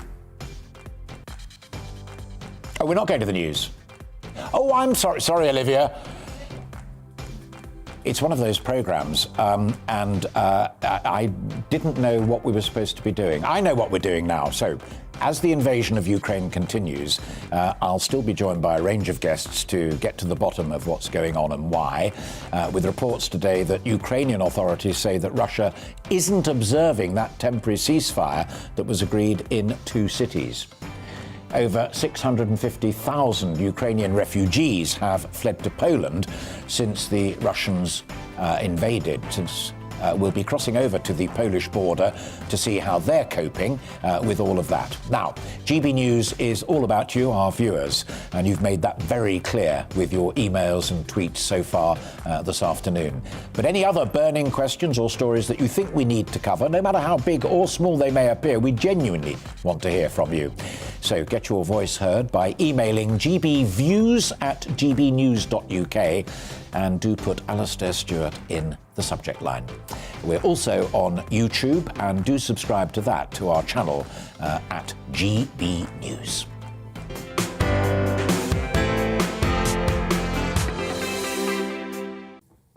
Well, this afternoon, and for as long as this dreadful war continues, we're going to try and disentangle what's going on and why. Russia claims that it will observe a ceasefire in 2 areas of Ukraine to allow civilians to evacuate today. Meanwhile, the United States Secretary of State Antony Blinken has said that he's convinced Ukraine can win its war with Russia. Those ceasefires are not being recognised and stood by, and at the moment it doesn't look great for Ukraine. Throughout this programme, Charles Parton, Senior Associate Fellow at the Royal United Service Institute, has been with me here live in the studio. I want to dig a little deeper into China in just a moment, which is your area of expertise and strikes me as being the big backdrop to all of this. But again, listening particularly to the two brilliant women who spoke to us from Ukraine, you were saying it must be hell there, but in Russia, for ordinary people, it's beginning to get hellish as well. And that, ironically, given what we're facing here in the UK at the moment, a cost of living crisis and availability of goods to ordinary Russians may be underestimated as a factor. Well, I think if it gets very bad, then this could be a reason for the Russian people rising up, even though rising up is going to be very difficult. But I don't think we should, as one of your earlier speakers said, underestimate the support of the average Russian person for what Putin is doing at the moment. But people are always greatly affected by their standards of living and what they've become used to, particularly the young in Russia. If that gets really, really bad, and the sanctions, the freezing of their reserves, inflation takes off, this could, over a longish period, make people start thinking, well, why are we being put in this position which we weren't? Yeah, I mean, we're looking at pictures of people getting money out of ATMs or queuing to try and get money out of ATMs, and just before that, the outside of the bank. I mean, the economic squeeze, let's not make no mistake about it, it isn't just billionaires and beautiful yachts. It's Russia cannot go to the international money markets and fund its industries, fund its businesses, and put hard cash into its ATMs. Well, and more than that, I mean, the Russia's reserves, which are quite substantial, well over 600 billion or something, have been frozen, and it can't get at a large amount of those. So it can't even bail out the ruble. So hence the fall in the ruble, which of course is going to lead to inflation. Time is slightly against us, so let's cut to the chase on as I said earlier, on your area of expertise. But that cues up the question perfectly. In Beijing, where they've got a big party event unfolding, they must be cynically rubbing their hands with glee as NATO tears itself apart over no-fly zones and the Third World War. Russia is attacking a nearby neighbour. There may be a cost of living crisis unfolding. Certainly, industry is under huge pressure. Little word from Beijing, but secret glee. I'm not sure that the amount of glee is that great. I mean, there are certainly advantages to what's happened. I mean, Russia will be in a very poor position for negotiating its oil and gas prices, and its markets are going to have to shift towards the east with a lot of needed investment, which is going to be very difficult to get hold of. Yes. So that's a plus. NATO, which was beginning to turn its attention to the east, is now fully occupied, particularly the Americans, and everything is done both in China and one might say with Russia too, through the American lens. How's America going to react to this? So yes, in theory, China's markets in Russia will have to turn for more of what it needs to China's suppliers. But there are disadvantages as well. Food security. Ukraine supplied a lot of grain, about 30% of the corn. That's going to be difficult. The longer this fighting goes on, the greater disadvantage. What do you think Beijing will make of the other point? And I think you touched upon it, and so did Admiral Chris, that at the end of this, however awful it may look for Ukraine, and it looks pretty awful at the moment, you've got Germany playing a much fuller part than it has done in the past. You've got the European Union, even without us, appearing to get its act together. Big demands in this country for increased defence spending from people like Ben Wallace in the government. Western Europe is looking a slightly more challenging prospect than perhaps it did 10 years ago from Beijing's point of view. Yes, it will be interesting to see the degree to which Western Europe, the scales, whether the Russian actions and Chinese support for it remove some of the scales from our leaders' eyes about the nature of the Chinese regime. Yeah. I mean, just as Putin is very happy to tell lies, and for some reason we're inclined to believe them, and then time after time we find that he's actually lying. I mean, this business about ceasefires, etc., are not being held. So China has been on many occasions like that. I mean, if you look at the concentration camps in Xinjiang, well, they don't exist. Oh, well, they're education schools, etc., etc. I mean, so maybe that we will, in the liberal democracies, be looking a little bit more carefully at our relationships and our dependencies on China. But there's a big difference. We are much more dependent on China for many of our goods and services and imports, etc. Final question, and I mentioned this to you before we went on air. I have always been intrigued by Deng Xiaoping and the revolution back in the late 70s, where he, rather like Gorbachev, introduced free markets, relatively free markets, certainly by comparison, and was backed by Richard Nixon and was backed by Ted Heath in doing that. Gorbachev wasn't backed by Thatcher and by Reagan. Are we looking at another moment where Xi might just call up Biden and might just call up Johnson and the rest of them and say, maybe we need a little bit of an economic reset here? I think that's a long way down the line. I mean, there's always this. It's a bit like George Orwell with the three different, blocks, and there's always a balancing act to go between there. But what's been coming out of China in the last few years is very anti-American, and I think they are convinced that America is trying to do them down. So for that to change and for there to be rapprochement with the States, I think is a long, long way down the line. And what they must fear, actually, is were Putin to fall, there might be a rapprochement between Russia and the United States and liberal democracies against China's advantage. So, yeah. It is a big game. It's been a real pleasure having you here with us, and thank you very much indeed. We're nearly done, but I'm not going to let you escape just in case something else happens in the remaining 45 minutes. But for the time being, Charles Barton from RUSI, thank you very much indeed. With war, of course, sadly, there comes refugees. We were talking about that a little earlier with Darius, Mazen and Jane. People fleeing their homeland for simply a safe place to live. The Home Secretary, Priti Patel, went to Poland on Friday to announce that British nationals and anyone who's settled in the UK can bring immediate family, parents, grandparents, siblings to safety. Well, Steve Valdez Simmons is the Refugee and Asylum Rights Director at Amnesty International UK, and as you can see, joins me live. Good of you to find time for us this afternoon. On that point about the UK, how are we now doing when it comes to the scale and clarity of us taking in refugees from Ukraine? Well, it's still early days. I mean, clearly we've had some significant announcements over the past few days of the end of last week. The Home Office, it seems, is starting to get its position clearer in terms of who can apply and how, but there's still a lot of confusion. And that is obviously a problem. It's a panic and a worry for families here. It makes it difficult for people who are fleeing to know what they can do and how this country can support them. So I think the Home Office has quite a lot to do, but at least it seems to be starting to be set on the right track. Fascinating to hear you with the Amnesty hat on say that, starting to get them on the right track. I play devil's advocate. It's one of my jobs here at GB News, and I'm delighted to play it. I see a lot of people on social media saying, what's it got to do with us? Poland's a neighbour. Poland's taken virtually 1 million people. You've got other options available from the old Eastern Bloc. Nothing to do with the UK. Well, I mean, you're right. People do say that, and they said that about Afghanistan and Syria and other places before that. The simple facts are these.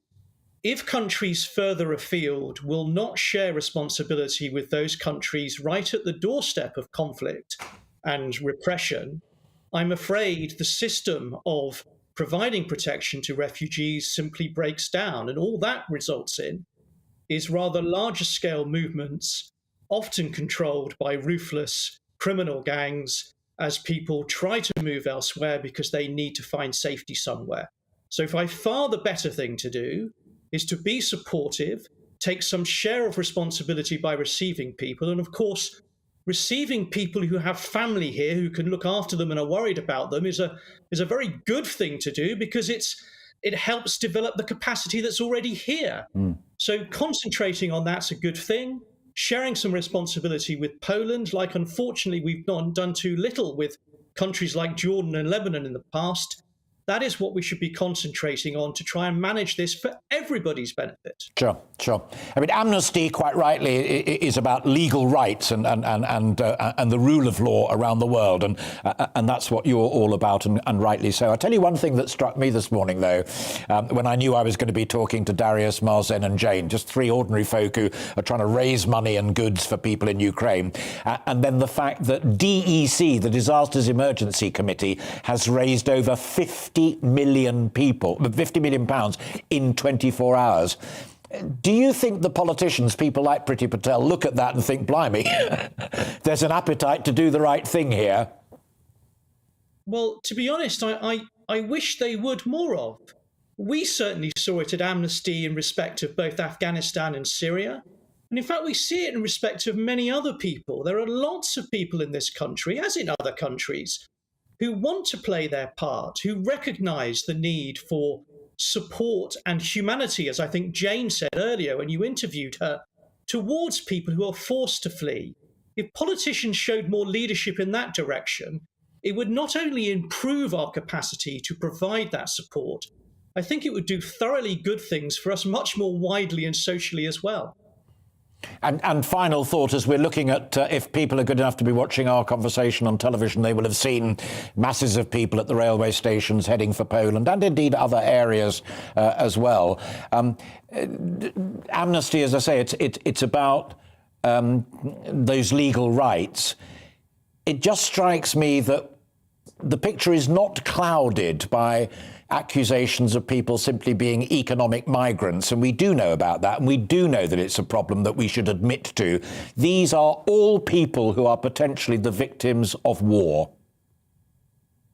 Well, there is no doubt about that, but I think it's important to remind your viewers, even when we focus, as obviously there has been before now, on such situations like the crossings of the English Channel, the great majority of those people, when their claims are considered, are found to be refugees.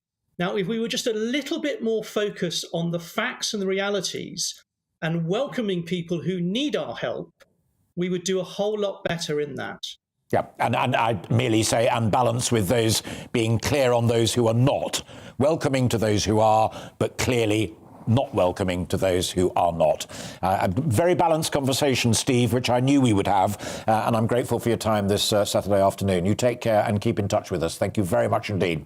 That's Steve Valdez Simmons, who is the Refugee and Asylum Rights Director at Amnesty International UK. Plenty more to come this afternoon. We've got just over half an hour to go here on Alastair Stewart and Friends. After the break, we'll be crossing over to the Polish border to speak to our reporter, Paul Hawkins, who's there live on the ground. But first, let's bring you up to date with the weather here.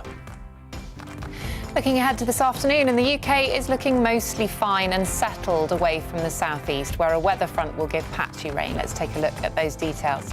An isolated light shower cannot entirely be ruled out in the southwest, but most places will have a dry afternoon here with bright or sunny spells.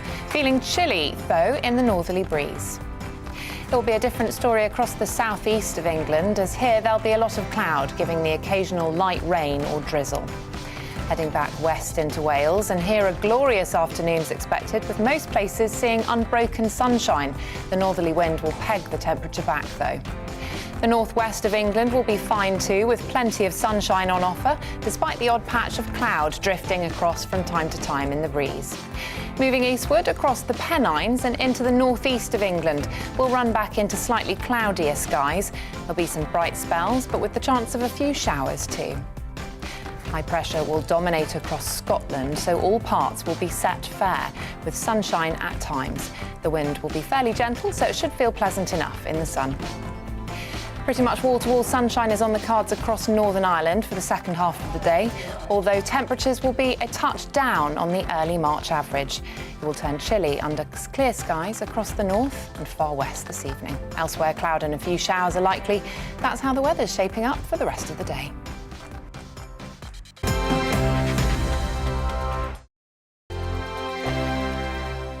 GB News is the UK's home of discussion and debate from all perspectives. To stay up to date on the latest stories, make sure that you subscribe to the GB News channel right here on YouTube. You can watch us live 24/7 across the whole world. You can also check out exclusive content and catch up on previous episodes of your favourite shows. Every day, we ask the questions that you'd ask, so why not add your voice to the conversation in the comments section? Don't forget to subscribe. We are GB News, Britain's news channel. Every night at 11 on GB News, we bring you the next day's stories the day before. Basically like time travel. If it's a big story, we'll cover it, guaranteed. But we'll also have some fun along the way. Big opinions, big laughs. sometimes big hair. This is Headliners, the paper review show that won't send you to sleep like the others will. 11 p.m, 7 nights a week. Join us.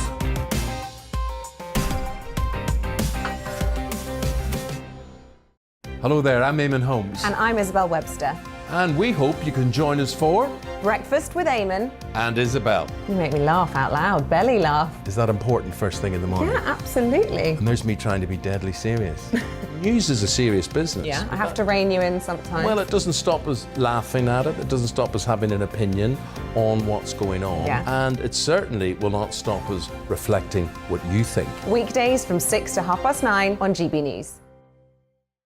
I'm Dan Wootton. Join me Monday to Thursday from 9 to 11 for the feistiest and most fun news debate on TV, where free speech reigns. I'll bring you a sharp take on the day's biggest stories, bombshell newsmaker interviews, and A-list guests. And I guarantee you, no spin, no bias, no censorship, and no reason to go to bed. That's Dan Wootton Tonight, Monday to Thursdays from 9 on GB News.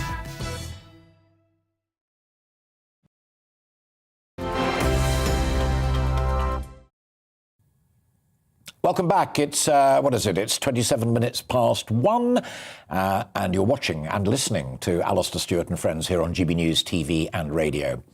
Major cities in Ukraine have been subjected to a relentless barrage of shelling since Russian forces invaded 10 days ago, as we've all been seeing the horrible pictures here on TV and online.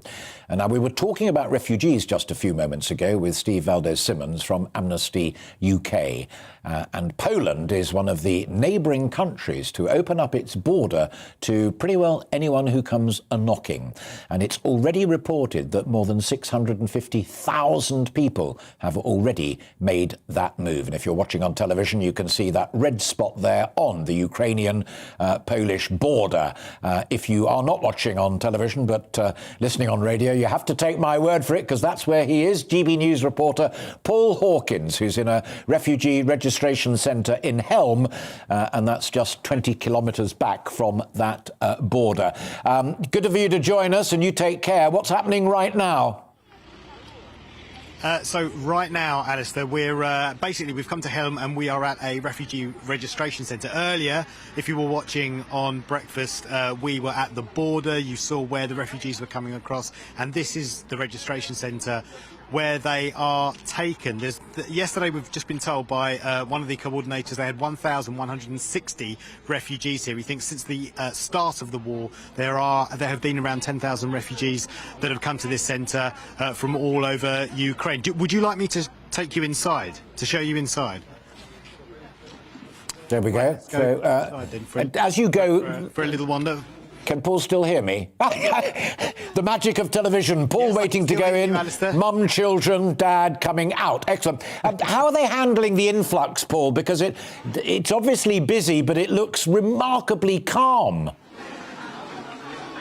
Yeah, that's an interesting point, actually, Alistair. So at the moment, there are people here. It's not incredibly busy. It's not too difficult for the authorities to handle, but all of a sudden 2 or 3 coach loads come through, and then this place fills up very quickly. So if you just follow me over here, you can see here you've got a sign saying English, a sign over here for Ukrainian. This is where they come to register. If we have a look over here, they're giving out food. There's some toiletries. If we just have a look over the desk, this is where the Polish people have been collecting for distribution. So we've got some toilet rolls here, and then down here you've got some, it looks like tin baby food, because of course a lot of the people in these centres, in fact 3/4 of the people that are coming over the border into Poland are just women and children, because if you're aged 18 to 60 and you have no medical exemptions, you are sent back to fight in Ukraine. So that gives you a kind of idea of what they are distributing from behind the desk here. And this isn't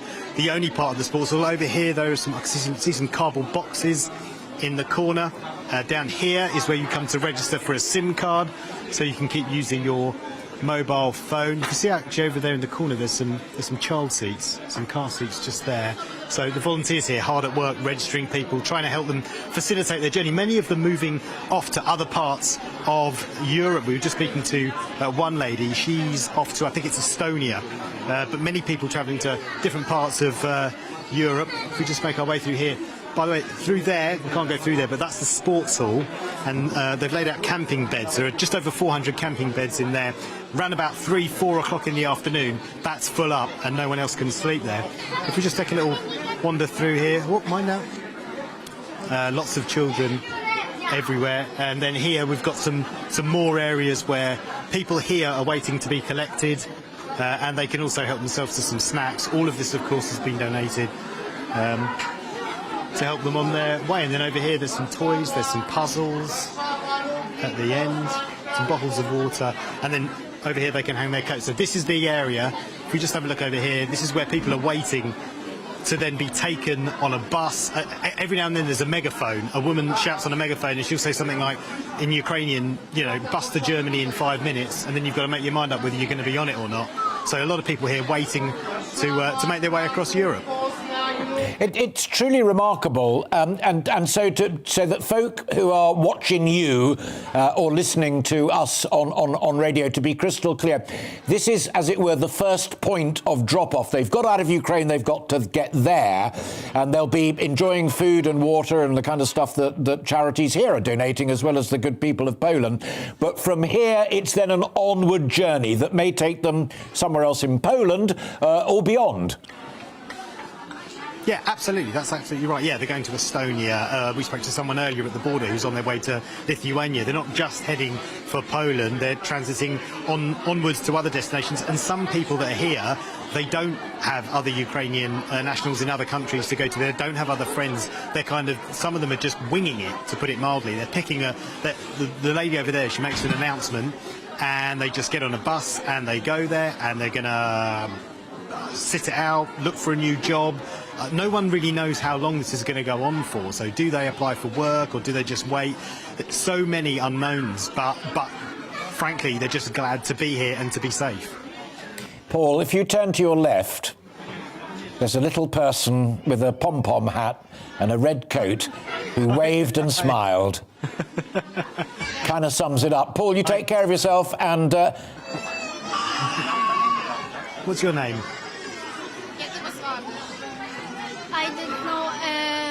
I didn't know Polski. Okay. That's okay. And you've come from Ukraine? Yeah, okay. Are you well? Sure. Are you okay? Sure. There you go. You're okay. Thank you for speaking to us. Really appreciate it. There you go. Well, sweet little girl. There are so many children here. It really is heartbreaking to see the effect that it's having on them as much as the grown-ups. Yeah. Magic Alive telly. Paul, well done, and best wishes to that wee one and her mum and dad, wherever they are. Thank you very much indeed. Paul Hawkins there, just back from the border between Ukraine and Poland, watching all of those people being processed and then heading on their way to safety. You're watching and listening to Alastair Stewart and Friends. We've plenty more still to come. In the last half hour of this programme, we'll be getting the thoughts of Lord Kim Darroch on the Ukrainian invasion. But first, let's bring you right up to date with the latest news. Here once again, Olivia Guthrie.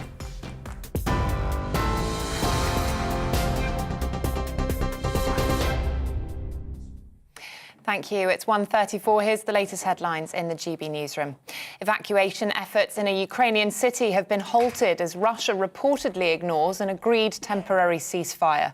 Authorities in Mariupol say fighting is taking place in the Zaporizhzhia region, which is where the humanitarian corridor ends. The UK Foreign Office has advised British nationals in Russia whose presence is not essential to consider leaving the country. Ukraine's Deputy Prime Minister Irina Vereshchuk says Russia is thwarting the evacuation plan by not observing the ceasefire. As you know, starting from 9 a.m, we had a preliminary agreement to create 2 humanitarian corridors in Volnovakha and Mariupol. I can confirm the fact that Russia violated the agreement in which the Red Cross was an intermediary. It did not fulfill undertaken duties and is shelling the town of Volnovakha. We call on the Russian side to stop shelling, restore ceasefire and allow columns to move along the humanitarian corridor so that children, women and elderly people can leave the towns.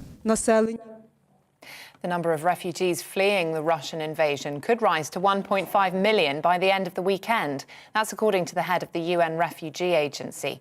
Currently, the figure stands at 1.3 million.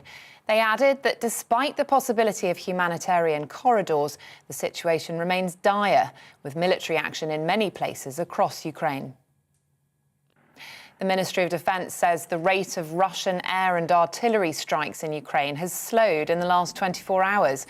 An intelligence briefing from the MOD reports Ukraine continues to hold on to the cities of Kharkiv, Cherniv and Mariupol. There's also been street fighting in Sumy, and authorities say it's highly likely all 4 cities are surrounded by Russian forces.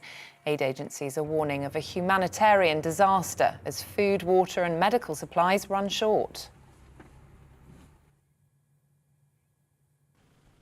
Thai police are investigating the death of Australian cricket star Shane Warne. Friends of the 52-year-old have been speaking to officers in Koh Samui. It's thought the leg spinner died from a heart attack at his villa. Australian Prime Minister Scott Morrison has offered Mr Warne's family a state funeral.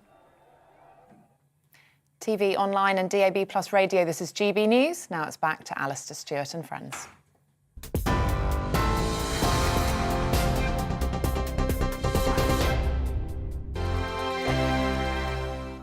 GB News is the UK's home of discussion and debate from all perspectives. To stay up to date on the latest stories, make sure that you subscribe to the GB News channel right here on YouTube. You can watch us live 24/7 across the whole world. You can also check out exclusive content and catch up on previous episodes of your favourite shows. Every day, we ask the questions that you'd ask, so why not add your voice to the conversation in the comments section? Don't forget to subscribe. We are GB News, Britain's news channel. Every night at 11 on GB News, we bring you the next day's stories the day before. Basically like time travel. If it's a big story, we'll cover it, guaranteed. But we'll also have some fun along the way. Big opinions, big laughs. Sometimes big hair. This is Headliners, the paper review show that won't send you to sleep like the others will. 11 p.m, 7 nights a week. Join us.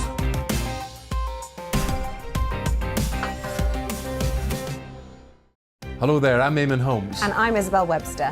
And we hope you can join us for Breakfast with Eamon and Isabel. You make me laugh out loud, belly laugh. Is that important first thing in the morning? Yeah, absolutely. And there's me trying to be deadly serious.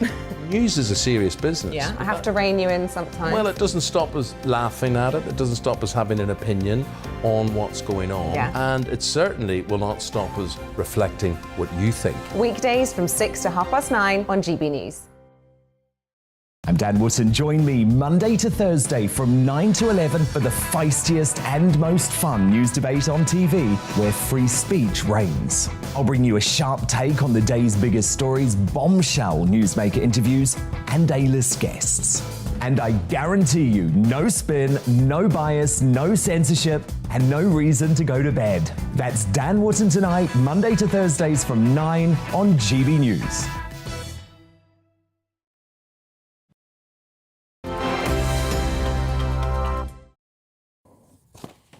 Welcome back. It's 20 to 2 and you're watching and listening to Alistair Stewart and Friends on GB News, TV and radio. We've been speaking about what's going on in Ukraine and why. We've been there a couple of times, our own reporter, a couple of brilliant women, one a journalist, one a think tank operator. We also asked for your thoughts on this and you have answered in numbers. I'm delighted. Let's get straight into some of them. Sadie says Zelensky is right. That's the president of Ukraine. Look at Donbass. Been happening for 8 years now. Although I would like Ukraine to win, if Russia pull from Ukraine, I suspect they will try their luck with Moldova or even Georgia again, like they did in 2008. Sadie, that's what Mr. Zelensky thinks as well. Liam, really, it's only the Russian people that either support Putin or could overthrow him. So, just like the people of Ukraine who find themselves in a horrible situation they don't want, the Russian people have to share the pain too. They just have the easier end of the deal. Ouch. Jane, this situation with Ukraine started after the Maidan uprising of 2013-14 when Yankovic failed to sign an EU association agreement. That's a bit contentious, but I know it's a factor. Phil, no mentions ever made of Ukraine's security. If I lived in a country bordering Russia, I would want to join NATO yesterday, not in 20 years' time. Phil, it used to be a nuclear weapons country. It agreed not to be a nuclear weapons country on the understanding the West and Russia would protect it. bear that in mind as well. Ian joins the conversation. We are full and £2.3 trillion in debt. We cannot afford millions more people. As I said to Amnesty International, that is a point of view that's held by many people, and we share all opinion here. Finally, Sue. This should be a wake-up call for the West and make it more wary of depending too much on undemocratic rogue states. We should now look at reducing our dependence on China's goods, something that Charles was talking about earlier. We need to start manufacturing more ourselves, which will not only be good for our economy, but for the environment as well. Sue, thank you very much indeed. Thank you, all of you, for those comments. And don't forget, you can keep that conversation going. We are there on Twitter the whole time, and you can email us gbviews at gbnews at any time. And don't forget to subscribe to our YouTube channel, where all of GB News is there. I'm delighted now to be joined by Lord Kim Darroch, the former UK ambassador to the United States.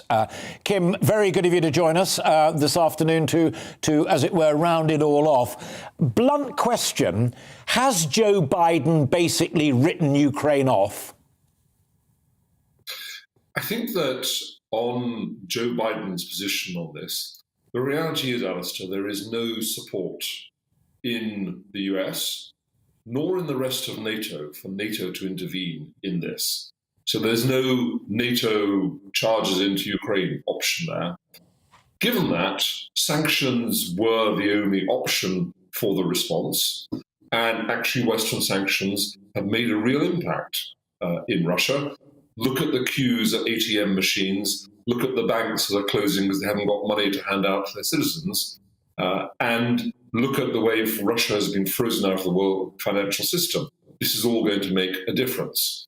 And Western arms supplies to Ukraine from us and from the US, and more recently from France and other European countries, are making a difference too. Yeah, but, Kim, that's as much as we could do at the moment. I completely understand, but just one step back into that, because an intriguing answer.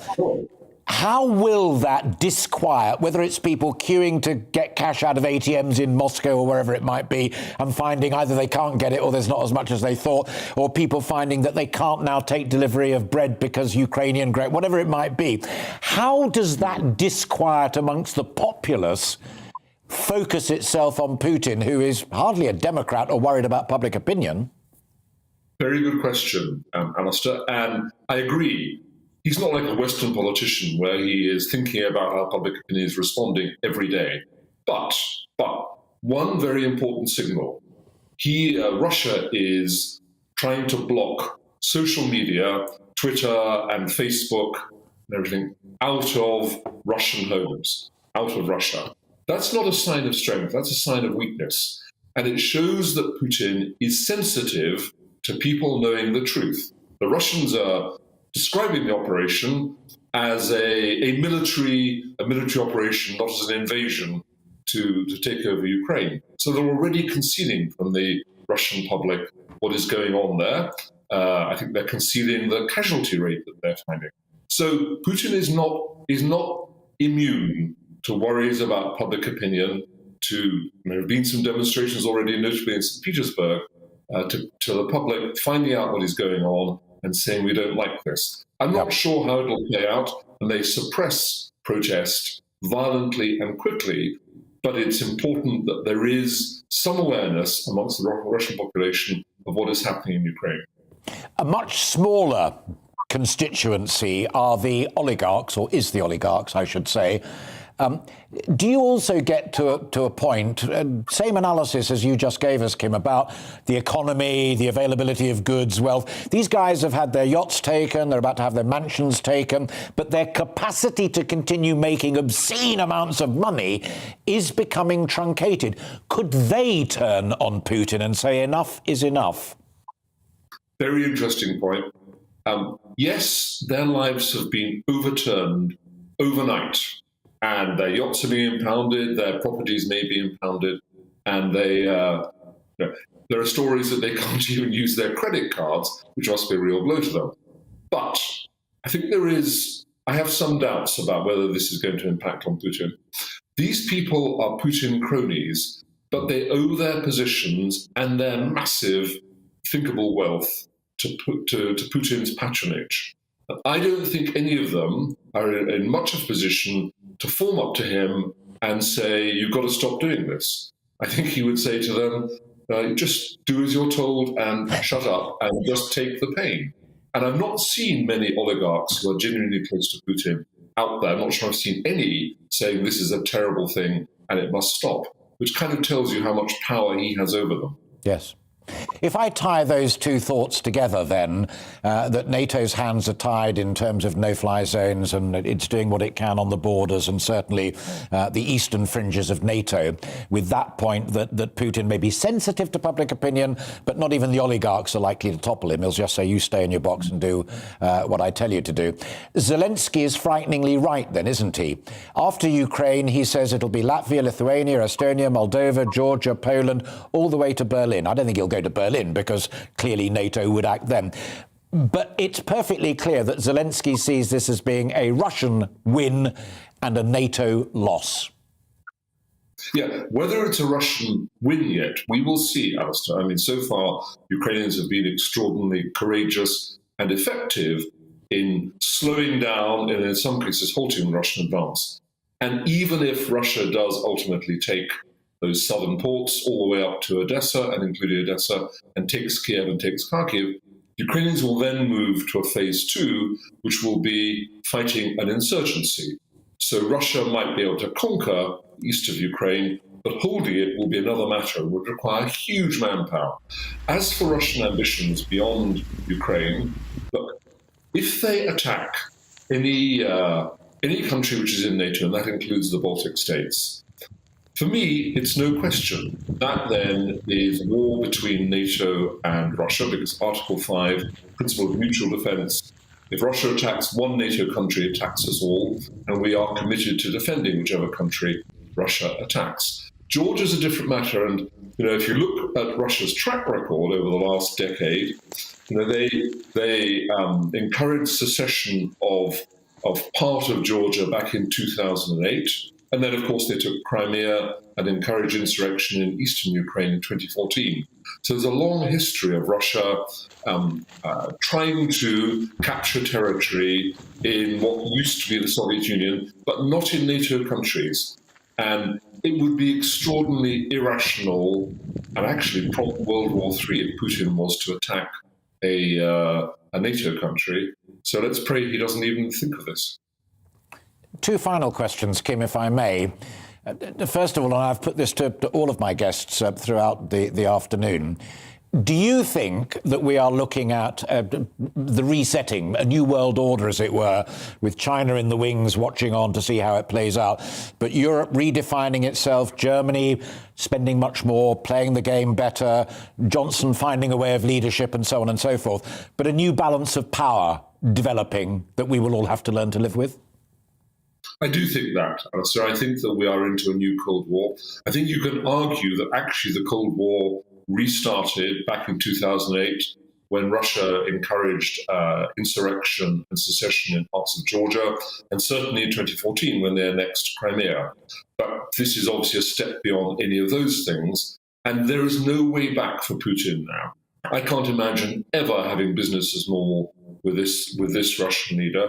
And so the security architecture in Europe has changed, part because of that, but also because after 30 years of refusing to do it, Germany has committed to spending 2% of its GDP on defence. I think other European countries and us will need to spend more on defence in the future.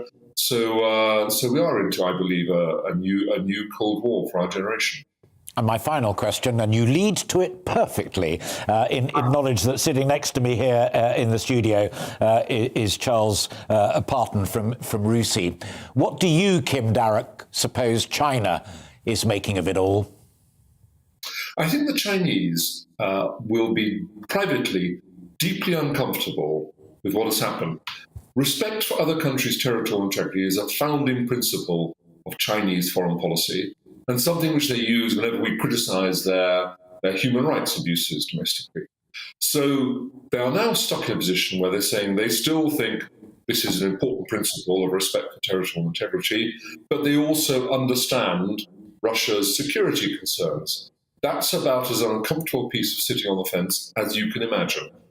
And if Russia gets bogged down in Ukraine, if they end up basically trying to, slaughtering the civilian population in greater numbers than they have already, and in fighting a prolonged war, eventually against a Ukrainian insurgency there, I think China will find this very difficult. And you kind of wonder whether at some point, given how much Russia is going to rely on China in future for workarounds from Western sanctions, for China to take its energy, for China to find a financial system that it can operate in, you have to wonder if at some point the Chinese might say privately to Putin, if he is still in charge, look, this has to stop, you have to find a way out. Brilliant. Kim Darroch, thank you so much for finding time for us this Saturday afternoon. It's always a pleasure to talk to you, sir, and I hope you keep in touch and we can do it again. Thank you very much. Thank you. Kim Darroch there, Lord Darroch, former UK ambassador to the United States of America. From start to finish, I've been delighted to be joined here live in the studio by Charles Parton, Senior Associate Fellow at the Royal United Services Institute. And he's still there, as you can see if you are watching on television. Take my word for it on radio. I'll now give you proof because I'm going to ask him a question. Wow, Darroch on China. Well, Darroch on everything. I think he's absolutely right. This is a new Cold War. I think we're going to look back on 2022 and see this as one of those pivotal years, like 1989. That was the fall of the Iron Curtain, so to speak. Well, now in 2022, there's a resurrection of that, and it's not just in terms of the sort of borders or being redrawn or whatever. I think it's in the terms of attitudes, and there's been a fundamental shift, as I think Lord Darroch said there, in the way that the European Union and we are looking at Russia and will look at China. And so the next question is, well, where does that leave China? Because if there's divergence coming in Europe, unless Putin falls, in which case, of course, we get into another very interesting situation. But sure. Assuming that things carry on roughly with Putin as they are, China's got a real dilemma. And I think that this is going to be a pivotal year also because European leaders and our leadership will need to assess the fact that China is an autocratic state, is operating on the side of Russia, yeah. And therefore divergence and decoupling is going to increase. And Xi remains pretty well the only constant because he's in there for another 5 years at least. Indeed, but it's and let's not remember also that he also is encouraging the divergence because he'll be worried about the effect of sanctions, the things that the West could inflict upon his regime if things go wrong. And he'll want to make sure that those dependencies, which exist at the moment between us all, because we do a lot of trade investment with China, which we don't do with Russia, and there's climate control and pandemic control and God knows what else. Yeah. He'll want to make sure that those dependencies are far less than they are now. And we too, I think, will want to do that. So let me finish. We've got a minute left. I warn you of that now, because if I start giving you a death stare, it does genuinely mean shut up. That final email I read out from Sue. This should be a wake-up call for the West and make it more wary of depending too much on undemocratic rogue states. We should now look at reducing our dependence on China's goods. So we've been talking about Kim Darroch, the great and the good, Xi, Putin, the rest of them. Sue speaks for ordinary folk out there. We keep China going because we buy damn good stuff from them and it's cheap. Yes, she's right, and people have been looking at this actually a lot earlier, the question of the dependency of the UK or indeed other countries on China and the need to reduce it. We, of course, want the best possible relations with China, but not at the expense of our own security, values and prosperity. And I think the dial needs very severe... And that may be in the supermarket shelves as much as the corridors of power. I think it's every much up to us ordinary people in the way we conduct our own lives, what we buy, as much as to our politicians. We ordinary people do put pressure on politicians. Indeed, fascinating. We have a democracy. Yes, and long may that endure. Charles Parton, it's been a real pleasure. Thanks for giving me 2 hours of your time. You are welcome to come and do it again anytime. I would be very happy to do so. The great Charles Parton there from Russi, and a huge thank you to all of my guests. Most of all, I hope you found it enjoyable and it helped understand things. Christopher Mayer joins me tomorrow, David Liddington and Tom Tugendhat, plus Nick Gowing. Join me then at 12 o'clock tomorrow. Till then, bye-bye.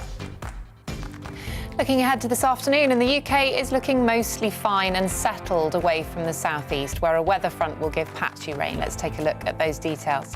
An isolated light shower cannot entirely be ruled out in the southwest, but most places will have a dry afternoon here with bright or sunny spells. Feeling chilly, though, in the northerly breeze.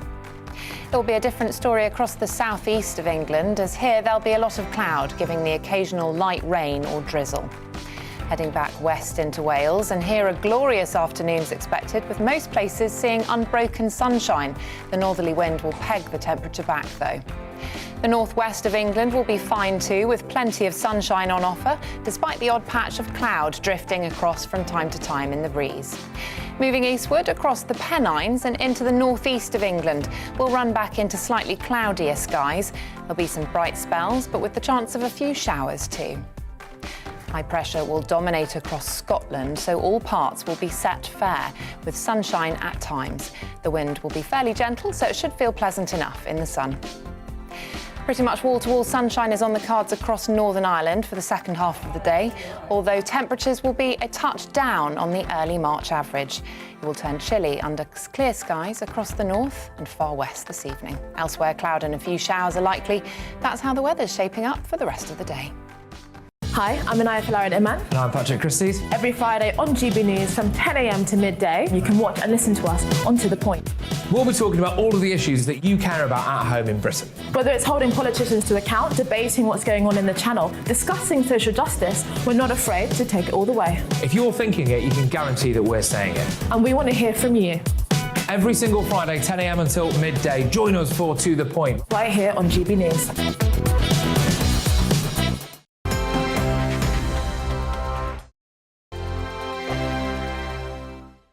GB News is the UK's home of discussion and debate.